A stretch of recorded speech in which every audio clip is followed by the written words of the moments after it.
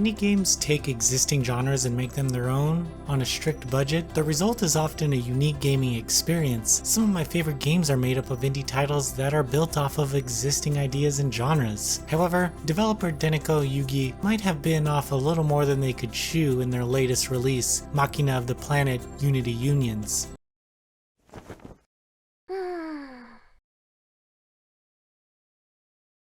Machina of the Planet Unity Unions doesn't waste any time as it quickly introduces you to the main protagonist, Corona, on her quest to becoming a jewel mancer. During her training, an evil emerges that leads her to discover an ancient power known as Machina, which is revealed to be the companion of the game, Arcturus. We find out that all of this is linked to an entity known as Nova. Throughout the adventure, Corona finds out more about the disappearance of her mom, as well as secret powers that have been sealed away inside of her. The story happens rather quickly, and the issue is that I never really cared about the quest because the dialogue scenes did a terrible job of outlining the reasons why any of this was even happening. You're more or less on a linear path through dungeons, and before you know it, you're fighting the final boss. Unity Unions has a lot of small issues that affect the gameplay throughout the entire experience. During most missions, players are free to roam around the map. However, even though the map is open, venturing off the path will lead to absolutely nothing. Instead of a marker on the compass telling you which direction to go, the game relies on enemy spawns. That's right, clear a group of enemies on your mini-map and another appears ahead to tell you which direction to go. This method is exceptionally annoying and forces you to fight in every single battle. Fighting requires players to use 3 different magical staves that each have a different attack pattern. There are a ton of staves available, and they will get stronger in the later parts of the game. Each staff has its own stats such as ammo capacity, strength, and reload speed. It was fun to check out what each staff does, but after I found a good combination, I stuck with that for the majority of the game. There's a lack of enemy types here as the developer chose to use these slime enemies in nearly every stage. In order to display a stronger enemy, they just make them bigger or change their color. There's very little satisfaction that I got out of taking out groups of enemies or even the final boss. From the first level, I was looking forward to the ending. Luckily, that only took about an hour and a half, and you'll understand what I mean the second you attempt to aim your staff for an attack. There are a few customizable options in the game that allow you to synthesize staffs or level up your characters using points earned in missions. Furthermore, the game has these companion fighters, which helps you in various ways. These helpers can also be leveled up, but I found that I only used them during boss encounters and felt that the game could have been completely done without them and nothing would have changed gameplay wise. The silver lining of Unity Union is that the illustrations of the characters are charming. However, Corona's 3D model, as lovely as the assets may be, moved rather strangely in the open world. There are a few lines of voice dialogue here and there, but nothing that will blow you away, and the soundtrack doesn't add or take away from the overall adventure experience.